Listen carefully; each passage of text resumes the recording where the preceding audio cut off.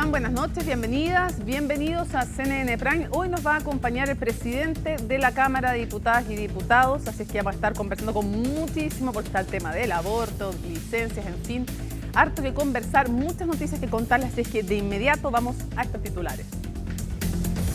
A pocos días de la cuenta pública y acusando una gravísima situación humanitaria en Gaza, el gobierno del presidente Gabriel Boric decidió retirar a los agregados militares en Israel. El anuncio fue recibido sin reparo por los candidatos oficialistas, mientras que la oposición rechazó la decisión del Ejecutivo.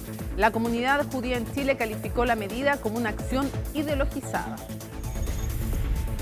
Y la ministra de la Mujer reconoció, tal como lo hizo en CNN Prime, reiteró que el proyecto de aborto no va a ser aprobado en la actual administración. En el oficialismo hay división entre quienes acusan una iniciativa testimonial y los que llaman a avanzar en la despenalización. En la oposición, en tanto, afirman que solo se busca cambiar el foco de problemas como Procultura y las licencias médicas. La justicia rechazó el cambio de medidas cautelares del abogado Luis Hermosilla, quien es investigado por diferentes delitos en el caso Audio y en otras. El jurista reingresó al anexo Capitán Llaver a fines de marzo, recordemos, tras estar 11 días con arresto domiciliario. Su defensa criticó la decisión de hoy, afirmando que se está poniendo en grave riesgo la salud. Y en temas internacionales, una persona murió y 48 resultaron heridas en medio del caos generado tras la entrega de ayuda humanitaria en Gaza. En la zona se reportaron disparos de parte de las fuerzas israelíes en contra de los palestinos. La cuestionada entidad privada encargada de distribuir la ayuda retrasó la operación para realizar ajustes en su mecanismo de entrega. Bueno, todo esto y mucho más, aquí comienza CNN Prime.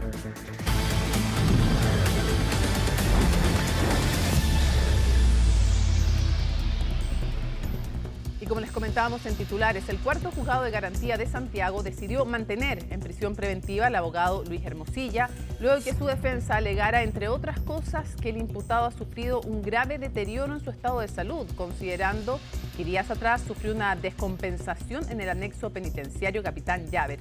Los detalles en el siguiente informe de Miguel Ángel Araya. Son cerca de 9 meses en total los que lleva en prisión preventiva el abogado Luis Hermosilla, y así continuará por al menos un tiempo más, luego de que el cuarto juzgado de garantía de Santiago decidiera mantenerle la medida cautelar que hoy cumple en el anexo penitenciario Capitán Llaver a raíz de la investigación en su contra por los presuntos delitos de soborno, lavado de activos y delitos tributarios en el marco del denominado caso Audio. Esta jornada se realizó la audiencia solicitada por la defensa del polémico jurista, que si bien había sido fijada para un par de semanas más, se adelantó a raíz de la descompensación que sufrió Hermosilla hace ya 2 viernes atrás, y en la que incluso habría sido atendido con primeros auxilios por parte de Manuel Monsalve, que a la fecha todavía estaba privado de libertad en el mismo penal que Hermosilla. De hecho, el deterioro del estado de salud del imputado fue uno de los puntos utilizados como argumentos por su defensa para solicitar el cambio de su prisión preventiva. No fue mal y vamos a ejercer nuestros recursos. No estamos de acuerdo con el razonamiento de los magistrados. Estimamos que se pueden cumplir todos los objetivos que persigue el sistema de justicia con un arresto domiciliario, y para eso vamos a ejercer los recursos y vamos a revisar la resolución en la Corte. Jamás pusimos en tela de juicio, la verdad, durante el desarrollo de la audiencia, la existencia de las patologías referidas por los informes acompañados por la defensa, pero lo que sí señalamos es que don Luis Hermosilla, tal como los otros imputados que se encuentran en la unidad penal de Capitán Llaver, se encuentran en condiciones bastante más favorables que cualquier otro imputado en el resto de Chile, y que además garantiza las condiciones de seguridad, de buena segmentación, de clasificación respecto del tipo de delito, los espacios y, por cierto, la atención médica. Otro de los elementos que fueron presentados por la defensa de Hermosilla durante la audiencia fue una de las últimas declaraciones entregadas por la coimputada María Leonarda Villalobos, al sostener que en ese testimonio descartaba la participación de Luis Hermosilla en los delitos imputados, a diferencia de lo que había indicado en declaraciones anteriores. Sin embargo, esto no fue suficiente para convencer al tribunal de un cambio de la medida cautelar. ¿Se concertaron con la defensa de Villalobos? No, para nada. De hecho, se discutió eso ahí mismo y reclamamos por eso, porque como que se insinuó que esto había sido con concierto con nosotros y nosotros hicimos presente en la audiencia que esto no era así. De hecho, la jueza aclaró que ella tampoco entendía que nosotros fuéramos los responsables del cambio de la declaración de ella. Pero lo que pasa es que no es el cambio en una declaración y por eso que esto da para cualquier cosa, porque hay 8 declaraciones. Y no calzan las 8 declaraciones. Y lo mismo pasa con muchos de los otros testigos. Fue una declaración en la que María Leonarda declaró en un sentido diverso de aquel en que había declarado en las veces anteriores, que era bastante más complementaria de todos los antecedentes que se habían reunido, tenía sentido desde el punto de vista de otra evidencia disponible.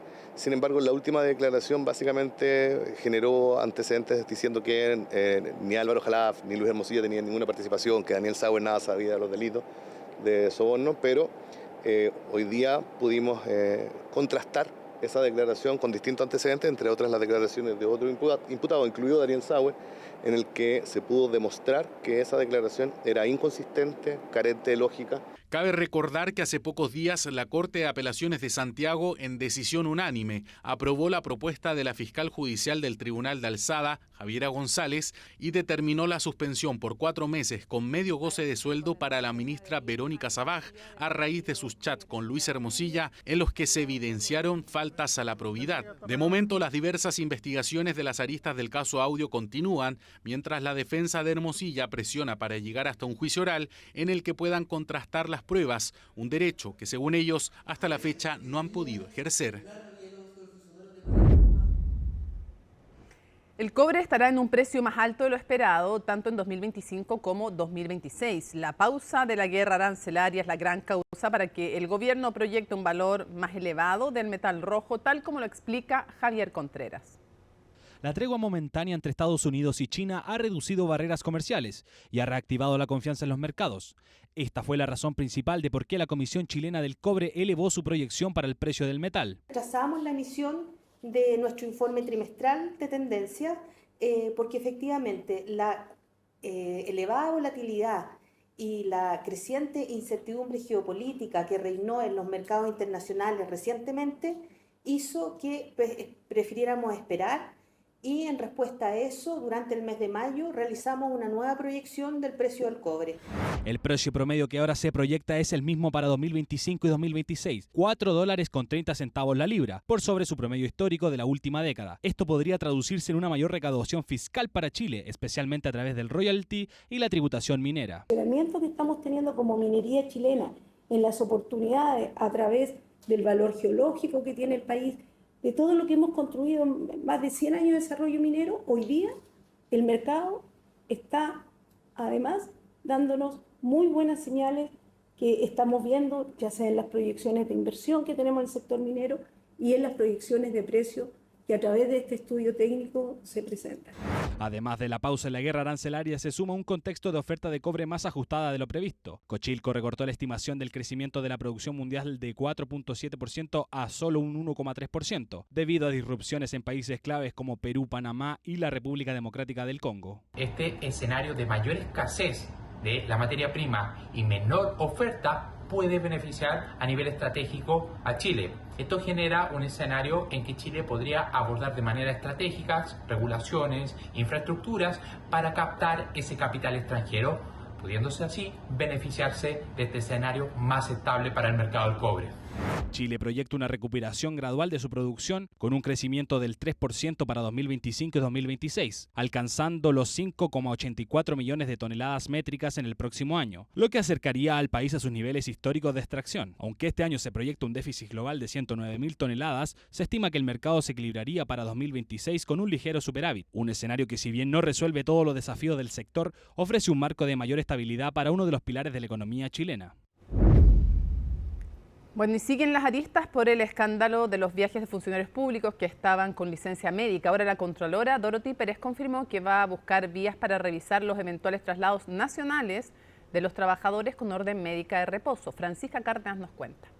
Analizar los viajes de funcionarios públicos, pero ahora en territorio nacional. En eso está concentrada la Contralora Dorothy Pérez. El problema, la falta de atribuciones que tiene el ente fiscalizador para acceder a mayores bases de datos con el fin de fiscalizar de mejor manera este tipo de hechos y en este caso los traslados nacionales. Estamos tratando de buscar mecanismos para fiscalizar los viajes nacionales. Eso nos presenta dificultades. Por ejemplo, estamos chequeando si es que las bases de datos de la Dirección General de Aeronáutica Civil tienen nómina o no de funcionarios públicos, no de funcionarios, de personas con nombre y RUT que hayan viajado dentro del país, vía tasas de embarque o a través de las concesiones de los aeropuertos que tienen que informar nómina para los pagos a los concesionarios. Estamos también chequeando si a través de transporte público interurbano de pasajeros tenemos alguna posibilidad de conseguir. Y esto para replicar lo realizado en el informe recientemente conocido que reveló que más de 25.000 funcionarios públicos viajaron al extranjero mientras estaban con licencia. Por estos días en el Congreso han anunciado distintas iniciativas, incluso la idea de tramitar una ley corta de licencias médicas. También teniendo una expedita comunicación, no solo con los terminales de buses, de aviones, sino que además para que la Policía de Investigaciones tenga un seguimiento frontal sobre esto, no solamente a petición escasamente de algún organismo público. Creemos que es muy necesaria una ley corta que otorgue atribuciones ampliadas a la Contraloría, una institución que, sin contar con las herramientas suficientes, ha logrado levantar de todas formas estas alertas en el caso de fundaciones y ahora con las licencias médicas fraudulentas. La Contraloría sin duda necesita tener acceso directo a cuentas corrientes y registros financieros cuando hay recursos fiscales involucrados. Algunas vías, según la Contraloría, sería tener acceso directo a los informes financieros de las entidades estatales con el fin de realizar un mejor control de los dineros públicos, mientras que el gobierno recordó que meses atrás se planteó la idea de levantar el secreto bancario de funcionarios públicos sin éxito. En el proyecto de inteligencia económica se propuso que se pudiera levantar el secreto bancario, entre otros, a los funcionarios públicos.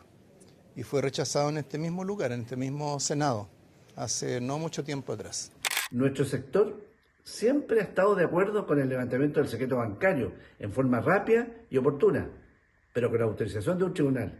No estoy de acuerdo, ni estaremos de acuerdo con entregar estas facultades a operadores políticos de turno. Y hay varias iniciativas en el Congreso, como un proyecto recientemente aprobado que busca revisar las licencias médicas de grandes emisores e indagar a médicos que otorgan gran número de reposos.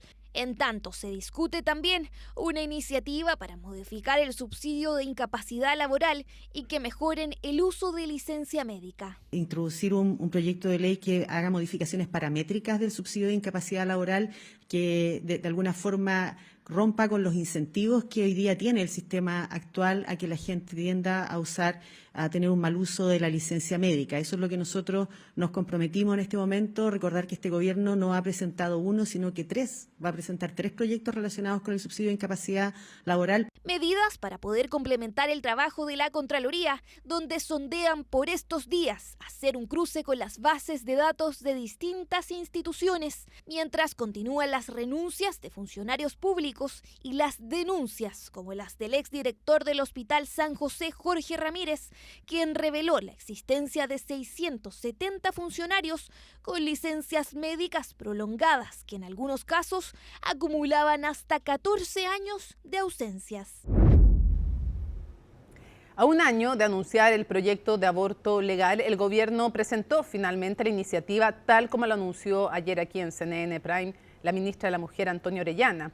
El texto legal ingresó al Congreso por la Cámara de Diputados y Diputadas y, entre otros lineamientos, como nos adelantó, considera la despenalización de la interrupción voluntaria del embarazo hasta las 14 semanas. De ello nos cuenta en su informe Colomba Eijols. A quienes nos escuchan, en especial a quienes han abortado, queremos que sepan que el Gobierno de Chile considera que no deben seguir siendo tratadas como criminales. Con esa premisa, la ministra de la Mujer inició en el Palacio de la Moneda la presentación del proyecto de aborto legal.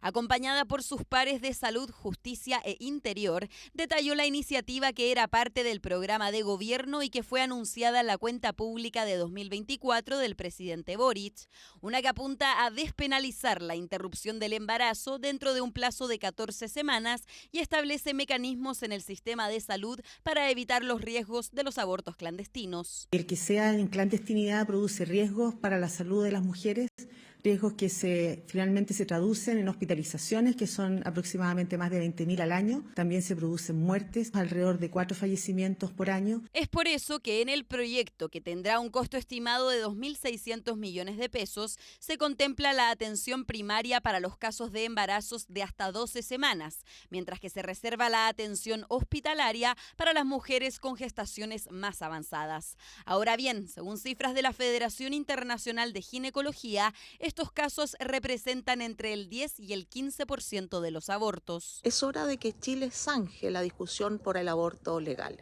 Este es un tema de salud pública y somos uno de los pocos países que se ha quedado atrás en legislar esta materia. En Chile se siguen realizando entre 40.000 y 180.000 abortos al año. Este no es un debate abstracto. Hablamos de salud pública y de derechos sexuales y reproductivos. Pese a lo anterior, desde la oposición ya han marcado su postura. De hecho, el presidente de la Cámara de Diputados, José Miguel Castro, descartó incluir la discusión del proyecto en la tabla a menos que el Ejecutivo le dé urgencia a su tramitación. En tanto, dos parlamentarias de Renovación Nacional le enviaron una carta al presidente Gabriel Boric solicitando priorizar otras urgencias ciudadanas. Siempre he defendido la vida y la presentación del proyecto de aborto por parte del gobierno es preocupante y no es una prioridad en este momento. Por lo mismo le enviamos una carta al presidente Boric. Creo firmemente que existen otras necesidades más urgentes en nuestro país y para las mujeres. Creo que aquí el gobierno busca lavar su imagen de este gobierno feminista frente a todos los hechos que hemos ido conociendo del ex subsecretario Monsalve, y es la forma de llegar a una cuenta pública un poco más arropado. Hemos sido claros respecto de que esta es la sede para parlamentar, ¿no es cierto?, debatir democráticamente todos los temas. Nos parece razonable que a priori se vete un debate y por tanto nosotros esperamos que con la altura de mira, poniendo todos los argumentos sobre la mesa, con evidencia científica, podamos hacer un debate serio, responsable, sin caricaturas. Debate en el Congreso donde un gran porcentaje está por desechar el proyecto que se va a comenzar a tramitar el próximo lunes, a menos de un año de que termine el actual gobierno. Por eso algunos parlamentarios, incluso oficialistas, han calificado la iniciativa como testimonial. Sería ingenuo pensar que va a alcanzar a ocurrir en 9 meses, pero la verdad, somos un gobierno que dialoga permanentemente con las organizaciones de mujeres. Y si miramos la historia de los debates respecto a estos asuntos, sabemos que son debates largos. Por eso más vale la pena iniciarlos. Respecto a la urgencia que le den a su tramitación, desde La Moneda señalaron que se va a ir modulando y viendo con las comisiones una vez que se dé cuenta del proyecto en la Cámara de Diputados. Nos vamos a la pausa en CNN Prime y justamente sobre este y otros temas vamos a conversar al regreso con el presidente de la Cámara de Diputadas y Diputados, el parlamentario José Miguel Castro de Renovación Nacional. Al regreso.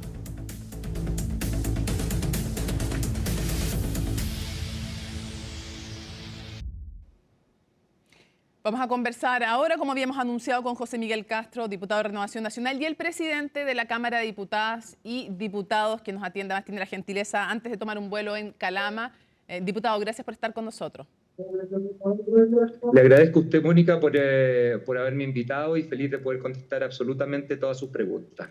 Oye, está en el centro del debate a raíz del proyecto de aborto legal o aborto sin causales que anunció en CNN Prime la ministra Orellana y que hoy día ya se dio a conocer y ingresa formalmente. Lo primero que quiero preguntarle es su opinión respecto a esta decisión del gobierno.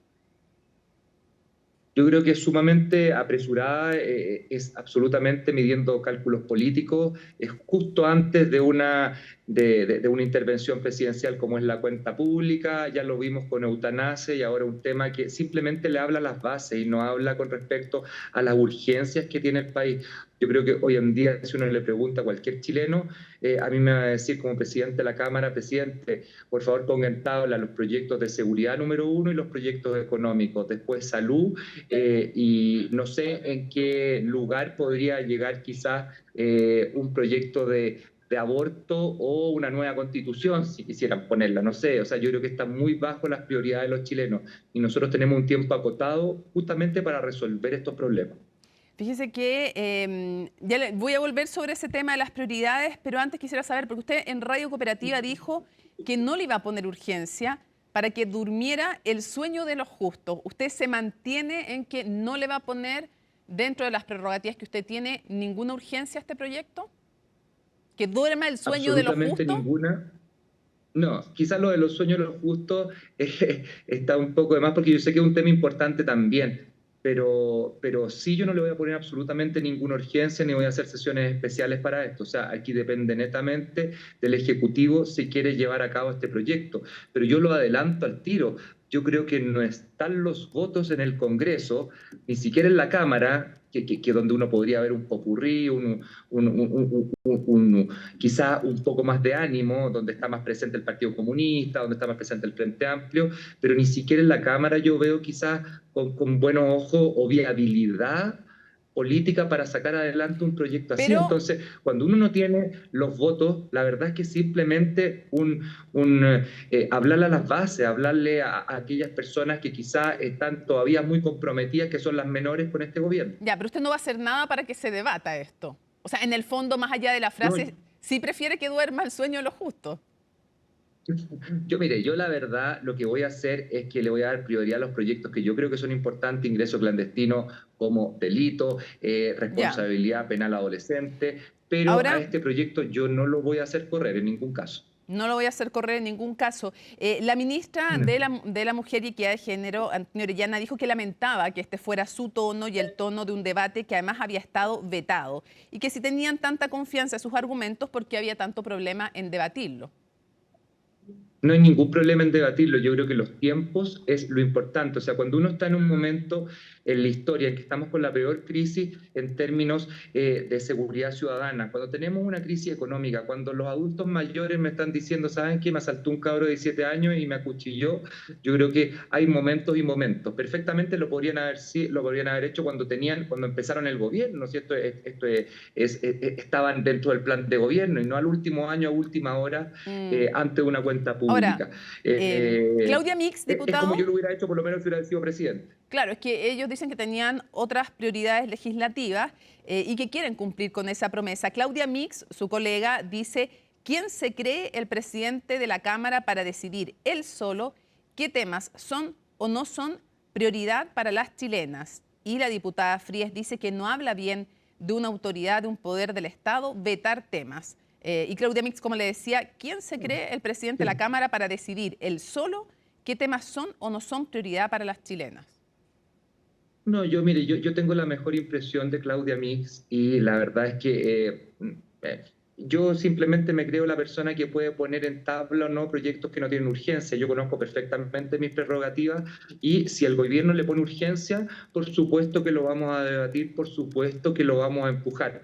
En cuanto a los proyectos que no tienen urgencia, como yo tengo la potestad de hacer sesiones especiales, por ejemplo, para hacer correr más rápido proyectos, este no es uno de mis proyectos que va a andar en esa línea. Siento yo que hay otros proyectos que han estado durmiendo mucho más tiempo y la verdad es que son más prioritarios para la ciudadanía en general. Yo no digo que no sea importante. Yo lo que estoy diciendo es que es un tema que en lo personal creo que yo no responde a lo que están viviendo hoy día los chilenos. Oiga, y Jaime Mulet dijo que a él le parecía, él está en contra, candidato de la Federación Regionalista Verde Social, Jaime Mulet, candidato presidencial del oficialismo, uno de los candidatos, y él dice que él cree que la mejor forma de zanjar esto es plebiscitándolo. ¿Qué le parece la idea? No, yo creo que para eso fuimos elegidos los senadores y diputados, justamente para representar a las personas y poder zanjar este tipo de discusiones, como se han zanjado otros temas que también a mí quizás no me pueden gustar, pero los zanjamos con democracia. Ahora, lo importante es saber cuándo un proyecto es realmente una prioridad para el país, o sea, debe ser número uno en la tabla. Y es ahí donde yo pongo el acento de mi crítica, es ahí donde yo pongo. ¿Usted está en desacuerdo con plebiscitarlo? ¿Como idea no le parece un buen concepto? Sí, no, porque vamos a empezar, la verdad que ya pasamos un tiempo de muchos plebiscitos en que yo creo que se demostró que al final, si empezamos a ver por grupo y específicamente cada tema, podríamos estar plebiscitando todo el año con el costo que conlleva eso. Por lo tanto, yo creo que en términos de costo, de tiempo, de sacrificio para el país, yo creo que lo mejor es que dejemos a nuestras autoridades que fueron electas justamente para tomar esa clase de decisiones, hacerlo. De alguna manera es como evadir el costo de estar a favor o en contra, traspasárselo a la gente. Por supuesto, o sea, aquí hay que decirlo fuerte y claro, uno está a favor o en contra de esta clase de proyectos, son proyectos ideológicos que realmente marcan una línea divisoria entre distintas posturas, entonces estamos hablando de preceptos, de concepciones muy básicas, entonces frente a eso yo creo que lo mejor es dejar actuar a los parlamentarios, es como si hubiéramos hecho un plebiscito por el 10%, un plebiscito por otros temas que también por la eutanasia, plebiscitos que son más bien propios de una discusión profunda. Y ahí yo quiero ir a lo siguiente, no basta simplemente con un plebiscito, o sea, hay que meterse profundamente. Cuando uno está hablando de eutanasia, estamos hablando de dolor, estamos hablando de capacidad económica, estamos hablando de la libertad real que tiene un enfermo, por ejemplo, en el aborto estamos hablando de, bueno, qué es lo que implica los costos para el Estado, los costos para las personas, costos emocionales, cuántas personas realmente están detenidas o no. Como dijeron, no queremos ver a ni una mujer presa. Bueno, ¿cuánta gente está presa por esto? Y empezar a meterse en temas mucho más profundos que yo creo que no es el momento, como lo dije al principio. ¿Una mujer que aborta debe ser sancionada penalmente? Yo creo que hoy en día hay que ver lo que son las cifras reales y no hay ninguna desde el 2022 hasta el día de hoy. El último informe que se hizo por parte de República dice que no hay ninguna ni ha habido. Las únicas personas, y fíjese lo que le voy a decir, no ha habido ninguna mujer. O sea, estamos en una discusión completamente, siento yo, estéril porque no hay ninguna mujer que haya sido detenida. Por lo menos lo que yo he leído en base a los informes. Pero yo se lo estoy preguntando a nivel de principios, como usted justamente me estaba hablando a nivel de principio, porque una cosa es legalizarlo. Cuando uno legaliza el aborto, quiere decir que se establece como una prestación en el sistema de salud. Otro camino es dejarlo tal cual como está y otro es despenalizarlo. Yo quiero preguntarle si usted cree, más allá de lo que pase, si usted cree a nivel de principios que una mujer que aborta debe ser castigada penalmente de alguna forma. No digo con cárcel, pero de alguna forma. Algunos dicen la mujer, otros dicen el médico. ¿Qué dice usted? ¿Debe ser castigada penalmente una mujer? Yo creo que debe existir una sanción dependiendo de cuál sea la clase de vivencia que tuvo. O sea, cada caso en particular es sumamente debatible. ¿Pero por cárcel? Lo tanto, yo en lo personal es que no puedo, Mónica, yo no puedo hacer un juicio en cuanto al aborto en general, porque yo le podría decir, las personas que hoy en día o el año 2022 estaban detenidas eran hombres. Y le explico por qué eran hombres, porque se llevó a cabo violencia familiar y generaron un aborto. Entonces usted me pregunta, ¿en ese caso debería irse presa la persona por generar un aborto? Yo le diría, por supuesto que sí. Ah, bueno, claro, pero es que hay un contexto de violencia distinto. Es que cada caso, por eso, cada caso es tan personal. Si usted me dice a buenas a primera una mujer, no debería irse presa, a buenas a primera. Pero también existen casos y casos. O sea, una mujer, por ejemplo, que le pega a otra, como es el caso de estos hombres que estaban detenidos, y le genera un aborto a la persona, esa mujer debería irse, claro, porque hay un caso de violencia. Yo me refería a la que decide abortar, no a la que le provoca un aborto al otro. Pero vamos a otros temas antes que se nos acabe el tiempo, diputado, porque hay hartos temas que tratar con usted. Quiero llevarlo al tema de Israel, quiero saber su posición respecto a la decisión que tomó el presidente de la República de retirar los agregados militares. Yo soy muy respetuoso de las autoridades y las potestades que tienen cada una de las autoridades, siendo la cuarta autoridad o la tercera en sucesión en términos de autoridades en el Estado. Y en ese sentido, yo soy respetuoso de las atribuciones que tiene el presidente para llevar todo lo que es la política exterior.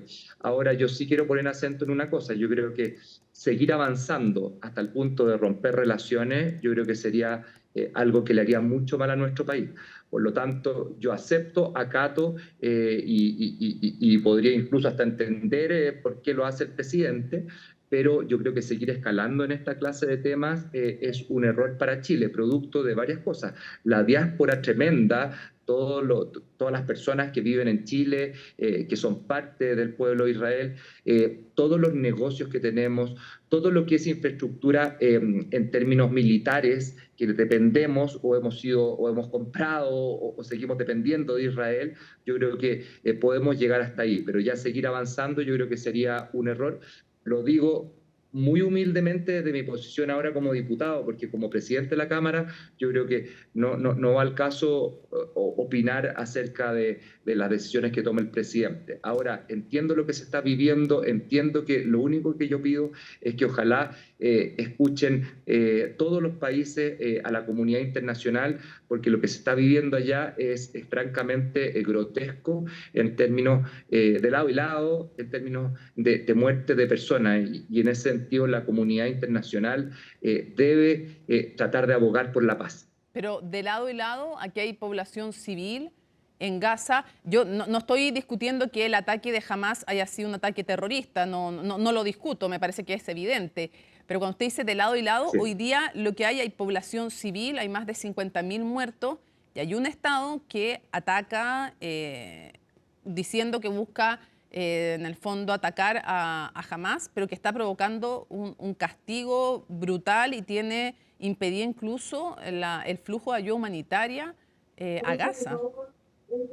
Sí, es terrible eso, y también es terrible, a mí me ha tocado conversar personas que han tenido familiares que han estado raptados y que siguen raptados, o sea, no saben si están vivos. Entonces, yo creo que aquí la gran cantidad de muertes que hay, el terrorismo, todo es válido, pero lo que debemos abogar como todo es válido países, criticarlo. desde muy lejos, Es que no, desde muy lejos, no quiero que se malentienda lo que está diciendo, diputado, porque acaba de decir sí, todo sí, es válido. Sí. No. En el fondo, todas las críticas creo yo que son muy válidas. A eso me refiero. Disculpe, tiene toda razón y le agradezco. Todas las críticas son muy válidas porque todos están sufriendo en ese lugar. Todos están sufriendo muertes de personas, desapariciones de personas, gente de hambre, gente que no puede acceder de repente a alimentos, a medicina, y por lo tanto aquí lo que nosotros tenemos que hacer como país, creo yo, más que condenar a un Estado que por supuesto tenemos toda la potestad de hacerlo por intermedio del presidente, lo que yo creo que hay que hacer es tratar de abogar por la paz, que como país yo creo que ha sido siempre nuestra tónica. Nuestra tónica a través de la historia siempre ha sido abogar por la paz. Ahora, la población civil claramente no es Hamas, y por eso me centro en la población civil palestina que está en un territorio que está siendo atacado, y quería preguntarle si usted comparte la postura del nuevo canciller, que para que la gente entienda, en su casa alemán, es el primer ministro alemán, básicamente, que ya se le llama canciller, que es conservador y que por primera vez empieza a hablar de posibles crímenes de guerra. O sea, eso está por investigarse, obviamente. O sea, nadie puede ponerse a favor de, sin estar viendo, sin estar analizando lo que pasa. Y yo creo que la historia va a juzgar a todas las personas con la verdad, con la transparencia que se necesita después de que pase esto, que espero yo que sea cuanto antes. Y en ese sentido le vuelvo a repetir, o sea, yo creo que llegamos a un punto que uno puede empatizar o no con el presidente, yo puedo empatizar quizás, pero yo creo que hasta este punto uno puede llegar en términos de relaciones exteriores, más sería comprometer al país. Ya, usted dice, yo puedo empatizar con el presidente, pero lleguemos hasta este punto, de la retirada de los agregados militares, no sigamos más allá. Pero parece distinta su postura. Pero déjeme, es que déjeme preguntarle lo siguiente. Evelyn Matei, su candidata presidencial, dijo que siempre es doloroso cuando hay víctimas en zonas donde no hay paz, hay muertos y eso es doloroso, es preocupante, es inaceptable. Pero, dijo, acusó al presidente porque dijo no se hace uso político de una tragedia. ¿Usted cree que el presidente de la República comparte con Evelyn Matei que está haciendo uso político de una tragedia? ¿O usted Yo creo que discrepa? el presidente siempre ha tenido es que lo que pasa es que yo conozco al presidente de antes de ser presidente. Yo creo que el presidente siempre ha tenido una mirada política. O sea, el problema está en que en otro momento, cuando no se le aceptan las credenciales diplomáticas al embajador de Israel, cuando no se deja entrar a la FIDAE, a empresas israelíes, cuando el conflicto no estaba en el nivel en que está ahora, él ha tenido también gestos que quizás no han sido buenos en el momento. No quiero criticarlo porque, insisto, es la primera autoridad del país y es quien lleva las relaciones exteriores. Pero creo yo que han habido momentos bien erráticos de la política internacional y por lo tanto yo creo que traer el conflicto a Chile en general es un error. O sea, yo creo que estamos nosotros en un momento muy complicado para todas las diásporas que hay en Chile. Entonces, si el presidente se pone a favor o en contra de una mirada, independiente de lo que pase con Europa, yo creo que trae un conflicto a Latinoamérica que en el fondo deberíamos estar nosotros, no sé si un poco más imparciales, pero sí poder seguir abogando porque se siga conversando y no que estén pasando las atrocidades que están pasando. Y eso efectivamente uno no puede ser indiferente de lo que ve en la televisión, de lo que ve en los reportajes. Sí. Voy a cambiarlo de tema, solo dejo hecho el punto que el presidente dice que para él es un tema de principios, que no puede permanecer indiferente, pero lo quiero cambiar de tema, diputado, porque el tema de las licencias médicas no es solo un tema del Estado central, es también un tema de municipios y es también un tema que hay que revisar en el Poder Judicial y por supuesto que sé que están revisando en la Cámara de Diputados y Diputadas y en el Senado. Quiero preguntarle porque la carta también de parte de los gremios de los funcionarios fue bien dura, entonces quiero preguntarle qué le pareció la respuesta de los funcionarios de la Cámara de Diputadas y Diputados frente a esto que a muchos nos parece que es como la fiscalización obvia que hay que hacer si es que hubo abusos de licencias. Yo también lo creo bien obvio. Yo no quiero criticar a las asociaciones que pueden sentirse perseguidas o no perseguidas. La verdad es que esto no es una persecución, como me dijo una asociación, me dijo una casa de brujas. En ningún caso es una casa de brujas, simplemente es cuidar los recursos que son de todos los chilenos. Nosotros somos un poder del Estado independiente, que tenemos nuestra propia fiscalización y yo he sido muy claro con el secretario de la Cámara, le he pedido empezar a hacer todas las investigaciones, cursar los sumarios que sean necesarios y lo más importante, que los sumarios sean en un tiempo acotado. Yo le he dicho que de 1 a 2 meses ojalá podamos tener los sumarios listos para poder entregarle a la ciudadanía la tranquilidad y que como poder del Estado independiente estamos tomando las medidas del caso. A mí me da mucha pena lo que está pasando en Chile debido a que se le pierde la credibilidad a sus autoridades, a los funcionarios públicos, que en su gran mayoría no son corruptos, en su gran mayoría se sacan la mugre por el país. Entonces, tener a estos grupos importantes también que han hecho uso y mal uso de un instrumento como ese, da mucha pena. A mí me ha tocado, por último, ver las discusiones de presupuesto en varias oportunidades, cuando estamos hablando de algunos estudios que dicen que podrían llegar a ser no la salida del país, sino que todas las licencias, más de 750 mil millones de dólares o 750 millones de dólares 750. O 1.000 millones de dólares, la verdad es que estamos hablando de cifras que prácticamente permiten solucionar la mitad de las listas de espera. Entonces, en términos de poder acceder, por ejemplo, a salud privada, etcétera, diputado, da mucha pena. ¿Cuál es la última cifra que tiene usted en la Cámara de Diputados y Diputadas? No tenemos una cifra concreta, no le puedo decir la cifra porque está investigándose. Entonces, es parte de una investigación que está haciendo la Secretaría junto a la Fiscalía de nuestra Cámara, pero para la tranquilidad de todos es que vamos a analizar todos los casos, o sea, no solamente aquellos que están contratados y son funcionarios propios de la Cámara, sino que también aquellos que son apoyo parlamentario, que son muchos, son muchos funcionarios, y estos también se les va a investigar. ¿Por qué? Por una razón bien simple. El que paga no es el diputado, sino que el que paga es la corporación. Y frente a eso debemos ser muy pulcros y muy cuidadosos. Y para cambiarnos nuevamente de tema, ¿está de acuerdo con darle mayores atribuciones a Contraloría, tal como pidió la Contralora Dorothy Pérez? 100%, Mónica, 100%. La verdad es que yo creo que es algo más que necesario. Ha pedido cosas que son desde poder aplicar, por ejemplo, desde la Contraloría las sanciones y no tener que esperar a ver la decisión del jefe de servicio me parece absolutamente de toda lógica. Me parece que hizo un gesto, y quiero destacarlo ahora, la Contralora también fue y descubrió que había gente dentro de su espacio. Esto es importante, ¿por qué? Porque le está diciendo a todos los poderes del Estado y a todas las destinaciones del Estado, yo también lo hice sin tener por qué. Entonces, frente a eso, yo creo que está actuando muy bien. Yo creo que me saco el sombrero frente a lo que ha hecho la Contralora General de la República, y yo creo que es el momento de escuchar un poco más a la Contraloría, que por Dios que está arriba dentro de la percepción de toda la ciudadanía. ¿De alguna manera ha habido una defensa corporativa de parte, no digo de todos, pero de parte de los funcionarios de la Cámara de Diputados y Diputadas? Yo creo que pueden haber agrupaciones que se sientan un poco agredidas por no haber conversado con ellos antes. Yo creo que esto no pasa por conversar o no con gremios. Han habido algunos que me han llamado a otros gremios. ¿Eso no es una defensa corporativa?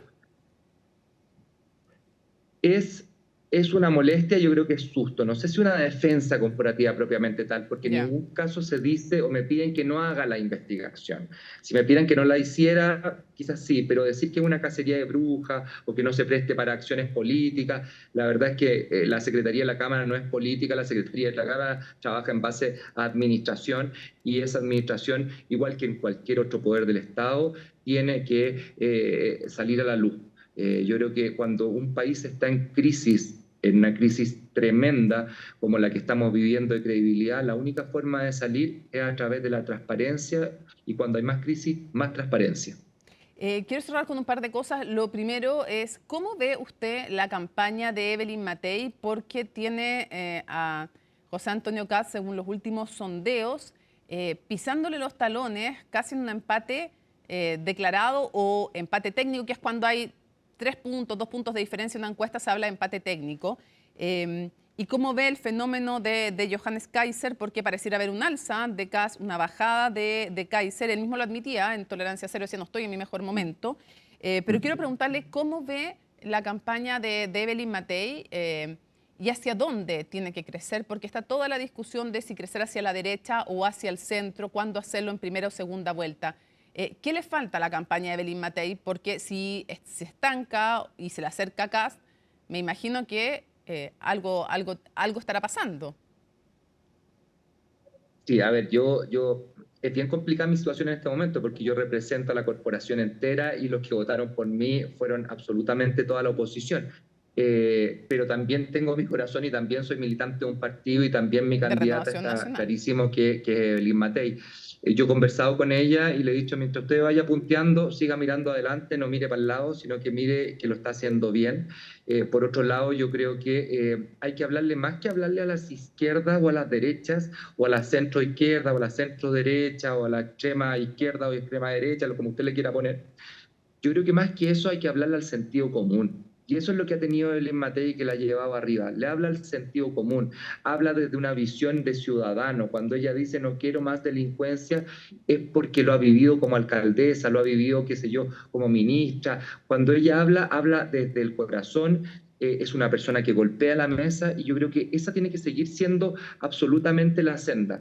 Yo creo que más que hablarle a un público objetivo específicamente, tenemos que hablar del sentido común. Pero en términos tácticos, desde esta lo que elección, diariamente. ¿La primera vuelta se gana por la derecha o se gana buscando, como dijo Paulina Núñez también, a esos desencantados del socialismo democrático? ¿Usted lo encontró tan terrible lo que dijo la senadora? A mí yo creo que no fueron las palabras más acertadas y más quizás se malentendió, quizás no fue la cuña perfecta, como usted me dijo hace un rato, quizás para que no se malentiende tenía toda la razón, pero yo creo que aquí esto se gana, primero, obviamente, hablándole al electorado que anteriormente la ha sacado como senadora, como diputada, como alcaldesa, ese electorado de derecha que sabe que siendo pragmático, que haciendo buenos puentes, que negociando bien, se pueden llegar a buenas soluciones para el país. Y yo creo que esa es la forma en que ella debe continuar su campaña, siendo un mísero diputado nomás, o sea, sin habiendo sido más candidato que diputado. El presidente de la Cámara de Diputadas y Diputados, pero nos acaba de decir que usted cree que en primera vuelta es a su electorado, más bien a la derecha, a la centro derecha, al que hay que hablarle de preferencia en la primera vuelta. Yo creo que el discurso que la llevó a estar como está es el discurso que siempre ha tenido Evelyn. El mismo discurso que he tenido yo para salir diputado. El mismo discurso que me ha llevado a tener también y tender puente a distintos puntos del espectro político, que es hablarle a la cordura, a la sensatez, pero nunca olvidarse de las bases de nosotros, que la base de nosotros es la derecha, y esa base tiene que estar con nosotros. Ya, y en la segunda vuelta, en la segunda vuelta hay que ir a pelear más el centro. Sí, pero le digo que en la segunda vuelta hay que ir a pelear más el centro. Es que yo creo que se va a dar de forma súper natural. Yo creo que se va a dar de forma súper... O sea, más que pelear, como le digo yo, más que ir a pelearle a una... No sé, imaginemos una Carolina Toá, más que ir a pelearle a Carolina Toá, es hablarle con cosas concretas, con lo que se ha hecho, con lo que hemos logrado hacer cuando hemos sido gobierno. Entonces, con nuestras sombras y con nuestras luces. Pero yo creo que la experiencia que ha tenido Evelyn es lo que debe hablar por sí solo, y se va a dar de forma natural.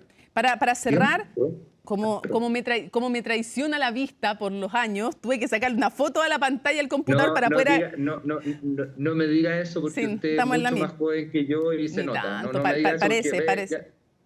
parece nomás, pero no es tan así. Pero bueno, entonces estoy agrandando la noticia porque es un artículo de Clinic, muy brevemente para cerrar, en que hablan de los pagos del Congreso a asesores de diputados y senadores de distinto color político, más de 80 millones de pesos que denunciaron abuso, hostigamiento, explotación. Se llega a acuerdo con ellos, son 20 demandas laborales desde 2014 y que terminan finalmente pagando la Cámara de Diputados y Diputados. Corresponde que sea la Cámara de Diputadas y Diputados, es decir, plata de todos los chilenos, los que se paguen. Hay de distinto color político parlamentarios en que han tenido, en el fondo, demanda. Entonces, le pregunto para cerrar, ¿corresponde que sea la Cámara de Diputados y Diputados? Hay de derecha, de izquierda, de todos los partidos.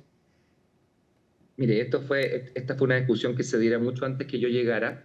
A mí me la comentaron cuando se dio antiguamente. El parlamentario le pagaba el sueldo al funcionario, lo que en el fondo se prestaba para muchos problemas en términos administrativos, en términos de plata, que me dijo que iba a hacer esto, que iba a hacer esto otro, que el contrato no dice. Al final teníamos incluso parlamentarios que habían salido y se quedaban 4, 5, 6 años con deudas debido a diversos casos de tipo judiciales. Entonces, frente a eso se toma la opción de que la Cámara, la corporación, sea quien contrata a las personas y quien lleve por lo demás los juicios de restitución de plata para echar a una persona o no echarla. Hay un estatuto muy diferente en la contratación de personas de la Cámara de Diputados, hay confianza legítima en todo y cada uno de los funcionarios que uno tiene como apoyo. La verdad es que hay hartas cosas que también tienen los funcionarios que no las tienen en otras partes del sector público, y yo creo que en ese sentido debe mantenerse como está el proceso, porque esos son casos, lo que usted me dice, quizás pueden ser muy bullados, pero son muy aislados. La gran mayoría de los funcionarios, cuando termina el parlamentario o cuando se van por a veces motivos, no terminan en estas cosas, y por lo tanto yo creo que hay que ser muy cauto y verlo como casos aislados, donde efectivamente quizás se pueden revisar un poco más, pero como le digo, son casos aislados que no son la línea en general de los funcionarios de parlamentarios, para nada. Diputado, muchísimas gracias por habernos acompañado en CNN Prime, que tenga un buen regreso. Oiga, le agradezco mucho a usted también por haberme dado este tiempo, este espacio de conversación. Buenas noches. Bueno, ya el gobierno anunció el retiro de los agregados militares chilenos en territorio israelí, como conversábamos recién con el presidente de la Cámara de Diputadas y Diputados. La decisión se tomó en repudio a las agresiones perpetradas sobre la Franja de Gaza. El mandatario Gabriel Boric, a través de sus redes sociales, aseguró que, comillas, esto no se trata de política contingente ni peleas electorales pequeñas, se trata de humanidad. Detalles en el informe de Macarena Román. 600 días han pasado desde el 7 de octubre del 2023, cuando comenzó la respuesta israelí a la incursión armada que efectuaron milicianos de Hamás, atacando a la población civil, situación que ha costado la vida de más de 53.000 personas en la Franja de Gaza. A este conflicto se sumó una nueva decisión por parte de nuestro país. El gobierno de Chile retiró a los agregados militares de Israel. En Israel se están cometiendo crímenes de guerra. No solamente lo afirmamos nosotros, lo afirma la comunidad internacional y lo ha afirmado incluso un ex primer ministro israelí, el señor Olmert. Y no solo él. Se sumó sorpresivamente la crítica del canciller alemán, a pesar de que el país europeo históricamente ha sido uno de los defensores de Israel luego de la Segunda Guerra Mundial. Es que si en algo están de acuerdo distintos líderes globales, es que Benjamín Netanyahu está enfocado solo en la ofensiva militar y desdramatiza el escenario de Gaza. La situación humanitaria, la falta de alimento, las muertes de niñas y de niños que estamos viendo día a día hacen que se requiera tomar medidas más urgentes. Y por eso creo que es importante avanzar hacia la suspensión de relaciones diplomáticas. Nuestra postura y la postura del Estado de Chile y la del actual gobierno ha sido que en general romper relaciones no es un instrumento efectivo. Entonces no es algo que se pueda descartar, pero no es un tipo de medida que en general en la política exterior de Chile se haya priorizado. Y justamente tuvo que salir el ministro del Interior a aclarar una serie de trascendidos que apuntaban a que el presidente Gabriel Boric podría romper relaciones diplomáticas entre Chile e Israel. Lo que yo dije en la mañana es que no había que especular, y en lo que respecta a las decisiones que ha adoptado el gobierno de Chile son las que se han informado formalmente. En su tiempo se llamó a informar al embajador y ahora se ha tomado la decisión del retiro de los agregados.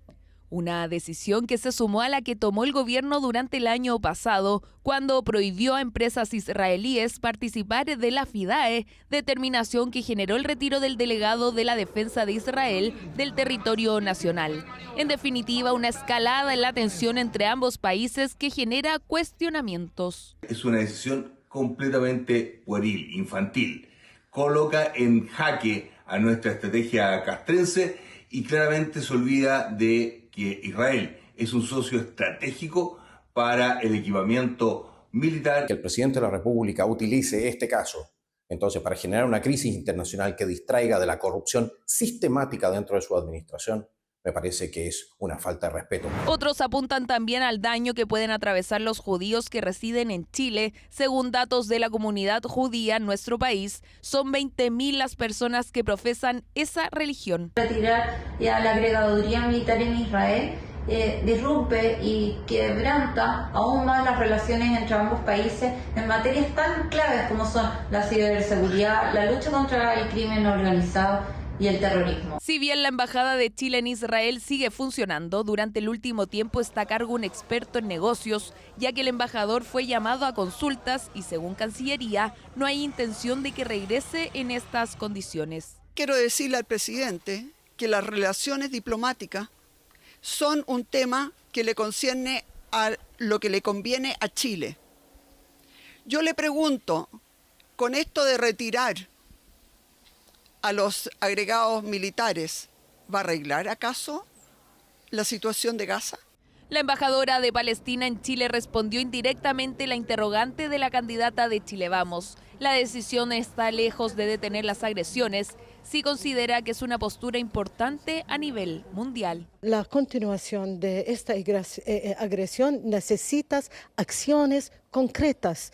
Pienso que esta decisión es un ejemplo de la decisión de la acción concreta. Una decisión del gobierno del presidente Boric que se concreta después de finalizar el bloqueo que impuso Israel en la Franja de Gaza, el que no permitió durante 2 meses el ingreso de ayuda humanitaria. Si bien durante los últimos días se ha dado acceso, la ONU asegura que no es la cantidad suficiente. Cambiamos de ámbito informativo, a menos que los funcionarios devuelvan voluntariamente el dinero de las licencias médicas. La eventual recuperación de recursos va a ser muy lenta. Únicamente el sumario puede obligar a que se restituyan los fondos, pero como lo explica Natalia Muñoz, el camino administrativo es largo e incierto. Más de 2,5 millones de personas en listas de espera podrían haber sido atendidas o se podría haber construido un hospital al mes. Urgencias en el sistema de salud que habrían sido solucionadas con $300 millones, monto que se utilizó para pagar las licencias médicas falsas con las que empleados públicos salieron del país.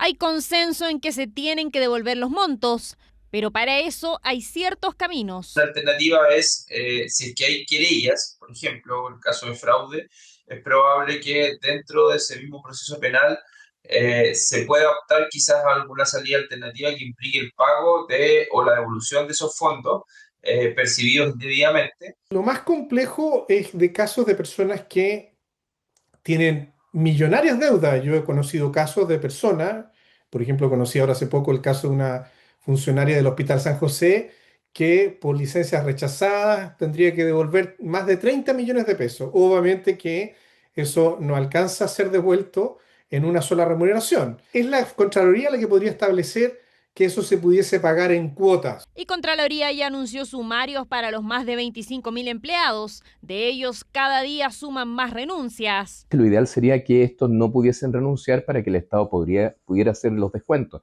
ya que si ellos renuncian, inmediatamente dejan de prestar servicio y por lo tanto dejan de recibir un sueldo por esta prestación de servicios para el Estado.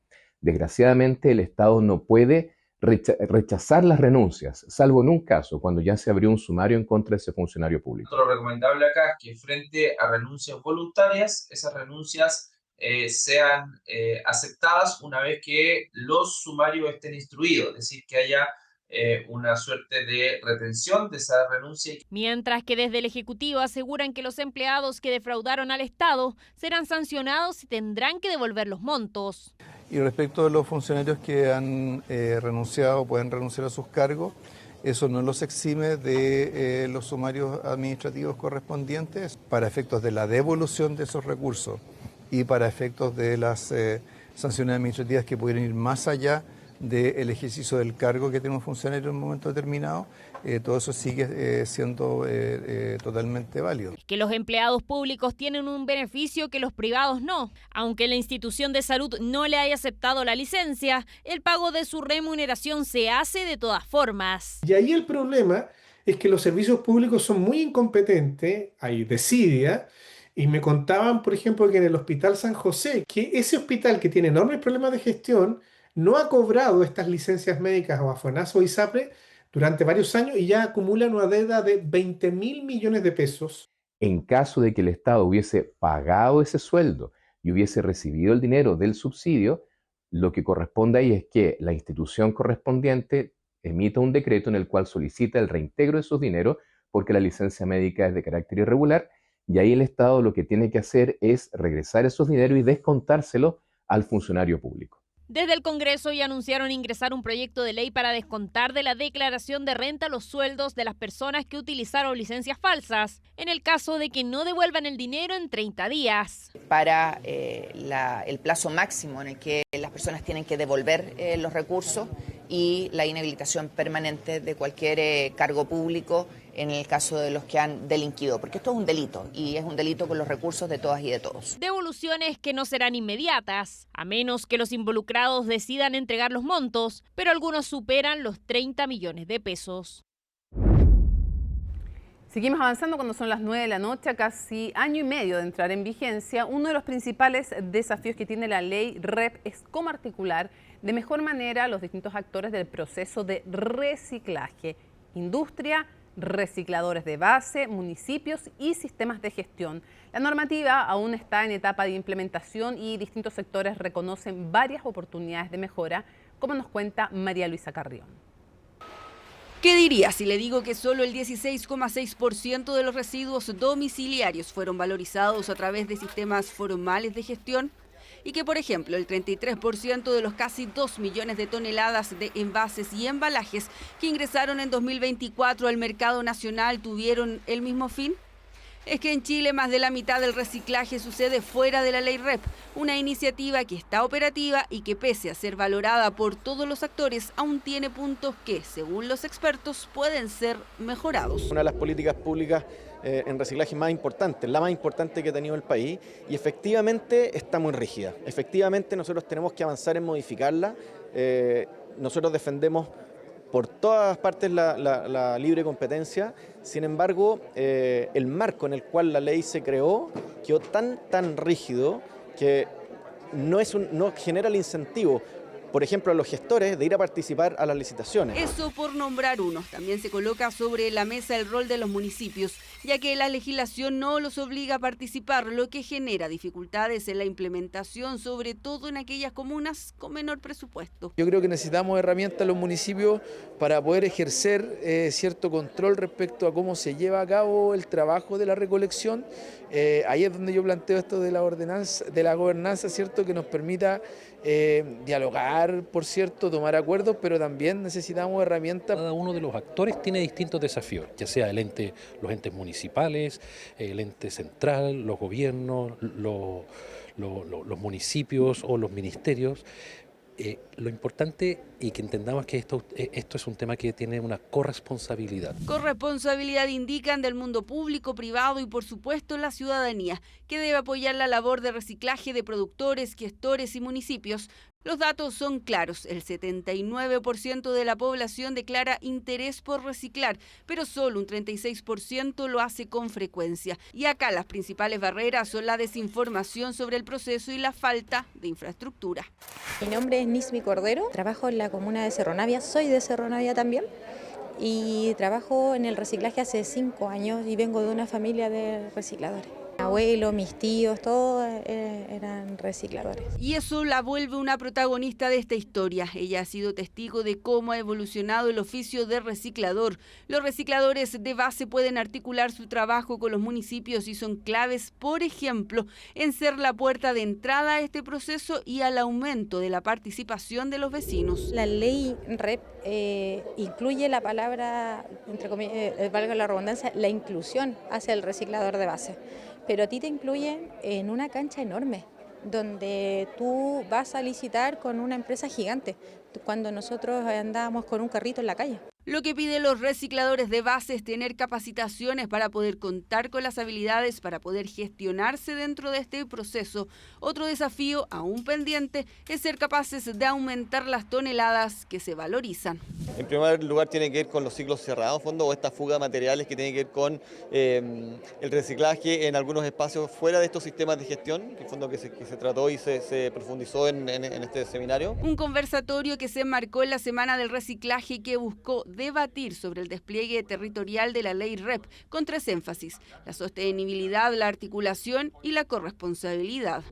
Primero, la ley requiere un periodo propio de implementación para poder contar con información consolidada. La Superintendencia de Medio Ambiente recién ha comenzado con, digamos, los primeros informes ya de evaluación de cumplimiento de la ley y por lo tanto ya con esa información consolidada podemos ir sacando diagnósticos, evaluaciones y ver también cómo abordar y mejorar los problemas que se vayan identificando. Yo creo que hay un mensaje que es súper claro, que el Estado, sea quien sea que esté en el gobierno, tiene que tomar una posición mucho más proactiva para coordinar este ecosistema, para llevarlo adelante, para tirar el carro, por decirlo de alguna forma, ser mucho más protagónico y proponer muchas más reformas que tengan que ver con la flexibilización del sistema y con incentivar el cumplimiento de la reglamentación. Sobre esto último, algunos actores mencionan que se debe aumentar las fiscalizaciones a las empresas que no están dentro del sistema e incrementar los incentivos para ser parte de él.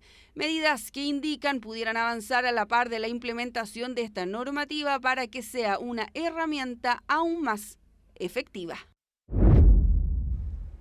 Y atención con lo siguiente, porque la justicia de Francia condenó a 20 años de cárcel a Joël Lesucarnec, un ex cirujano culpable de violar y agredir sexualmente a 299 pacientes, en su mayoría menores de edad. Las víctimas critican la legislación francesa, ya que la pena máxima de 20 años por los crímenes les parece insuficiente. Los detalles con Antonia Galilea.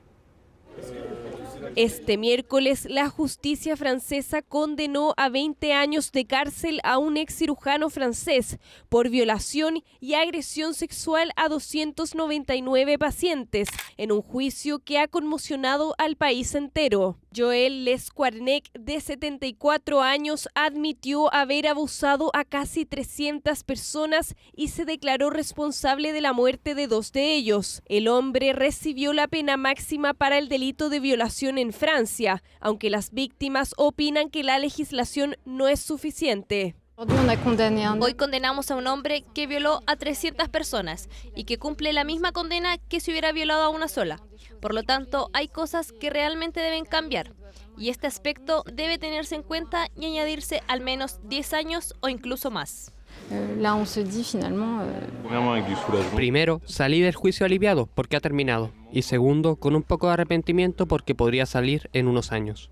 Eso significa que los niños con los que se encontrará en ese momento no estarán protegidos.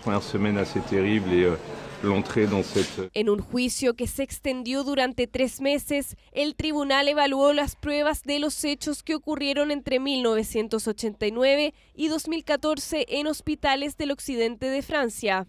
De las casi 300 víctimas, solo 14 de ellas tenían más de 20 años al momento de los abusos, mientras que 256 eran menores de 15 años. La mayoría de las agresiones sexuales tuvieron lugar mientras los pacientes estaban bajo anestesia o al despertar de las operaciones. El señor Les Quarnec nunca tuvo intención de apelar. En primer lugar, porque nunca adoptó un enfoque utilitario. En ningún momento confesó que quería mejorar su situación penal. Así lo afirmó durante estos 3 meses de audiencias. El caso se destapó en 2017 cuando una vecina del ex cirujano, de solo 6 años, denunció que fue violada por el hombre. La policía inició una investigación y encontró en la casa de Les Quarnec diarios donde detallaba sus crímenes, además de 300.000 imágenes de explotación sexual infantil. Los escritos del exmédico les permitieron a las autoridades identificar y contactar a las víctimas. La mayoría de ellos, ya adultos, no recordaban lo que habían vivido. 20 años no es mucho considerando el número de víctimas que tuvimos en este juicio. Es hora de que los textos legales cambien y podamos tener una sentencia más acorde con la excepcionalidad de este juicio. No creo en lo absoluto que Joël Les Quarnec se haya recuperado de su problema como violador de menores. Lamento que no tengamos una supervisión específica sobre pedófilos para que exista una verdadera gestión de este problema en lugares que son a la vez centros de reclusión y de atención, algo que, en mi opinión, escasea hoy en Francia. En 2005, el ex médico fue condenado por descargar imágenes de abuso sexual infantil, pero siguió trabajando en hospitales públicos. Las víctimas y sus familias han sido críticos con las autoridades por no haber suspendido la licencia médica del criminal ni limitar su contacto con menores. Son las 9:09. Comenzamos la revisión de las noticias internacionales en este bloque, porque de aquello veníamos con Alicia Contreras, nuestra editora internacional. ¿Cómo estás, Alicia? Muy bien, Mónica, y vamos a partir con noticias de último minuto que están pasando en Estados Unidos. La primera es que una corte de comercio internacional de Estados Unidos pausó todos los aranceles, casi todos los aranceles que interpuso Donald Trump. Casi todos. 3 jueces entonces fallaron en contra de estos aranceles que anunció el llamado Día de la Liberación, donde anuncia estos aranceles universales para todo. No sé para quién, pero bueno, ya, ok. Para todo el mundo. Lo que acá se argumentó es que Donald Trump dijo que hubo una emergencia nacional para decretar estos aranceles. Y acá lo que se le critica entonces es que no tienen la autoridad para decretar esa emergencia, y es por eso entonces que se ponen en pausa estos aranceles. Ahí se incluye el 10% a todos los países, incluido Chile, también el 30% a China, pero no se incluyen los aranceles a los automóviles o al aluminio y al acero, porque ahí Donald Trump utilizó otros mecanismos para imponer estas tarifas. De todas maneras puede apelar la administración de Donald Trump, lo va a hacer, y probablemente esto incluso podría llegar a la Corte Suprema, pero de todas maneras es un revés importante para el mandatario. Ahora, de nuevo, hay que recordarle a quienes nos ven a través de las pantallas de CNN Chile que en esa Corte Suprema componen 9 miembros. Antes los balances eran más estrechos. Él nombró a varios y por lo tanto hoy día son 6 conservadores, 3 más liberales. Ok, es en el papel, pero respecto, por ejemplo, de los ataques que él tuvo con un juez hace no mucho, hace un par de meses, menos de un mes, el presidente de la Corte Suprema, que es conservador, que fue nombrado además por él, salió a decirle y a encararlo, que algo bien insólito, o sea, positivamente insólito, y a decirle, perdón, estos son los límites, no vamos a permitir este tipo de amedrentamiento. Me parece interesante, más allá de Donald Trump, que uno puede decir muchas cosas de la democracia norteamericana, pero el sistema de pesos y contrapesos, yo no digo para nada que sea infalible, pero cada cierto tiempo aviva una llama de esperanza o de cosas que también se pueden aprender de otros países. Exacto, el Poder Judicial ha detenido varios de los intentos de Donald Trump, no solo en aranceles, también por ejemplo en detenciones estudiantiles. Ahora, otra noticia importante de último minuto, Elon Musk, el magnate que dio millones de dólares para la campaña de Donald Trump, hoy anuncia oficialmente que se retira entonces en su cargo de la administración de Donald Trump. Ahí tenemos su tweet de Elon Musk que dice: mi tiempo programado con anterioridad como un empleado especial del gobierno llega a su fin, y mientras esto ocurre me gustaría entonces agradecer al presidente Donald Trump por la oportunidad de reducir el gasto innecesario. Esto porque él estuvo al mando entonces de este departamento Dodge para disminuir entonces el gasto federal. La misión de Dodge solo va a ser reforzada en el tiempo y será una manera de vivir durante para el nuevo todo gobierno. El gobierno. Claro, para este gobierno, es una forma de vida, es un estilo ya, no es una cosa, está diciendo, no es algo puntual, es alguna forma, un estilo de hacer gobierno. Ahora, esto ocurre hace poco, pero se veía venir que esto iba a pasar porque ya hoy día se conoció la ruptura entre Donald Trump y Elon Musk, debido a que Elon Musk cuestionó el proyecto de presupuesto que fue aprobado por la Cámara de Representantes y que ahora va a pasar al Senado. Dijo que estaba muy decepcionado por este proyecto de Donald Trump, que Donald Trump la ha calificado como muy importante para su gestión. Veamos qué dijo Elon Musk. President Donald Trump's big, beautiful bill promises tax cuts and major government spending, but Elon Musk, in an interview with CBS Sunday Morning, said he's not impressed. I was disappointed to see the massive spending bill, frankly, which increases the budget deficit, not just decrease it, and undermines the work that the Doge team is doing. Musk warns the bill, which the nonpartisan Congressional Budget Office estimates would add $3.8 trillion to the deficit, could undercut federal budget goals and make the Department of Government Efficiency less efficient. I think a bill can be big or it can be beautiful, but I don't know if it can be both. My personal opinion. Un par de meses duró entonces la amistad entre estos ambos personajes, porque son personajes, tienen un carácter bien importante. Y seguimos en Estados Unidos, pero ahora con esta batalla entre Donald Trump y la Universidad de Harvard, que debido a las exigencias entonces que le hace este plantel, la universidad decide luchar y no ceder a esto y poner demandas. Ya hemos revisado algunos entonces de los enfrentamientos entre la universidad y Donald Trump. Mañana se va a realizar la audiencia después de que esta jueza ordenara pausar este plan de Donald Trump para quitar el visado de los estudiantes extranjeros de la casa de estudio. Sí, y hay un anuncio ahora de un intento muy agresivo para ir en contra de los estudiantes, de revocar visas de estudiantes chinos. Exactamente. Ahora va por ahí, digamos, también. Lo había hecho con los estudiantes extranjeros, que en su mayoría vienen de China, la mayor parte de los estudiantes extranjeros de Harvard, pero claro, hoy el secretario de Estado Marco Rubio apunta entonces a los estudiantes chinos, y además se conoce que hoy día Donald Trump habló respecto de la cuota de estudiantes extranjeros de Harvard. Él dice que es 31%, Harvard habla de un 27%, y él dice que debería ser más baja, que debería ser de un 15%, porque según él hay estudiantes estadounidenses que no pueden entrar a esta casa de estudio por los estudiantes extranjeros. Veamos lo que dijo Donald Trump. These countries aren't helping us. Estos países no nos están ayudando, no están invirtiendo en Harvard. Nosotros sí. Entonces, ¿por qué un 31%? Deberían tener un límite de alrededor del 15%, no del 31%. Hay gente que quiere ir a Harvard y a otras universidades. No pueden entrar porque tenemos estudiantes extranjeros. Quiero asegurarme de que estos estudiantes sean personas que amen a nuestro país. Bueno, Este es un tema bien complejo, bien importante, lo vamos a tocar en Conexión Global Prime, donde también hablamos con un estudiante chileno de Harvard que nos cuenta su experiencia después de este anuncio importante de Donald Trump.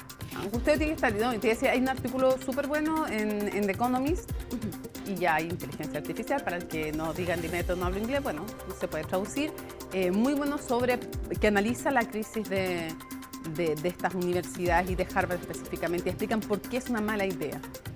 Exactamente. Y vamos ahora a Gaza, donde está difícil la situación. Ayer comentábamos de esta entrega de ayuda humanitaria que fue bien caótica y finalmente hoy se confirmó que una persona murió debido a esto, y hoy además se conoció que palestinos irrumpieron en un centro de ayuda humanitaria de la ONU y esto dejó por lo menos 2 muertos. Es compleja la situación porque básicamente tienen hambre. Eso es lo que pasa. Literalmente estás muriendo de hambre. Tal que estás en Gaza. Veamos el informe de Laura Soto que nos explica por qué es polémico esta ayuda humanitaria que ingresó a Gaza.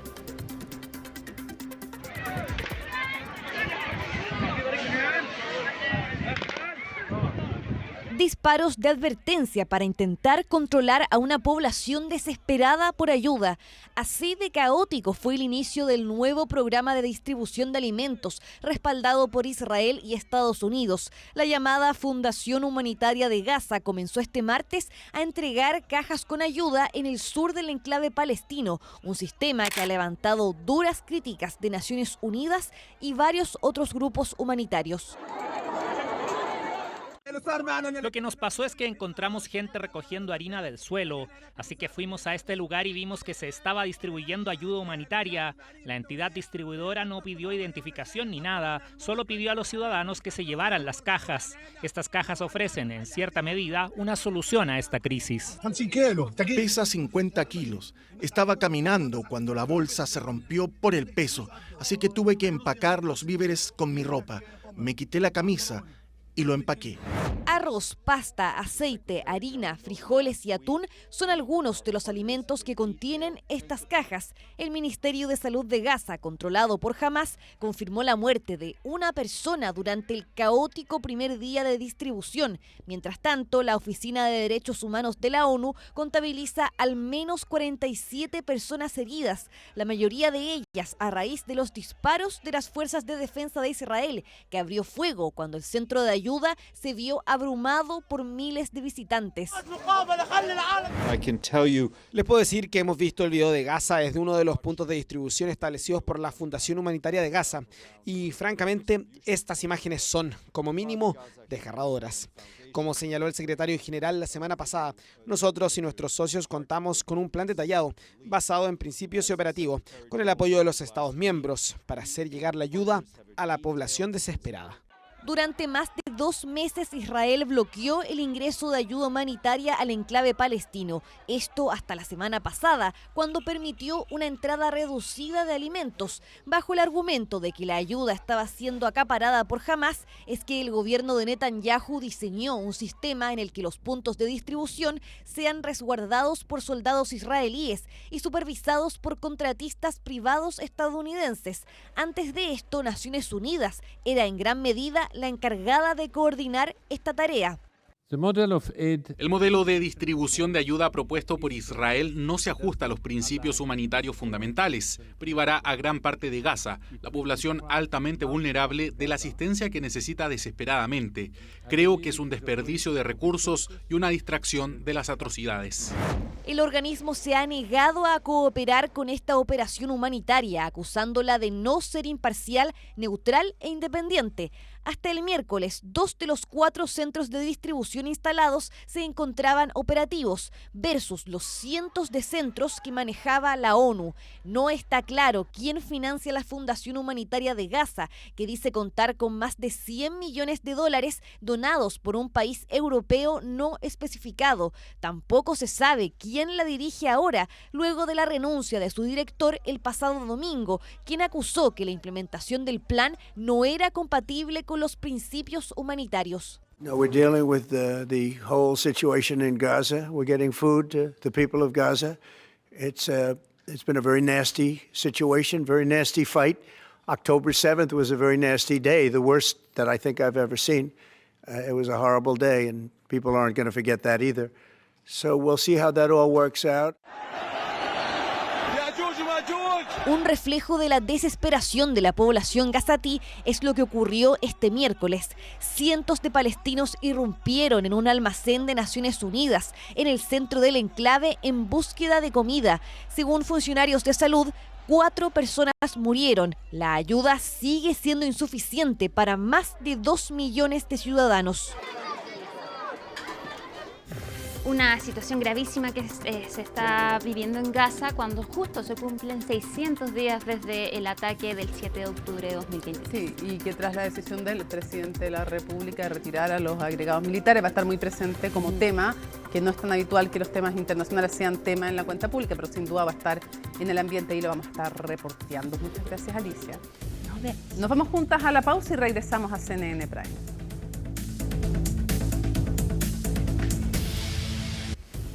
Termina CNN Prime, pero luego los acompaña Alicia Contreras y todo el equipo de Conexión Global Prime, el tema de las universidades, el conflicto con Trump y mucho más esta noche en profundidad. Y luego, última mirada con Fernando Paulsen. Miércoles 28 de mayo, así estuvo nuestro país y el mundo. Somos CNN Chile. Buenas noches.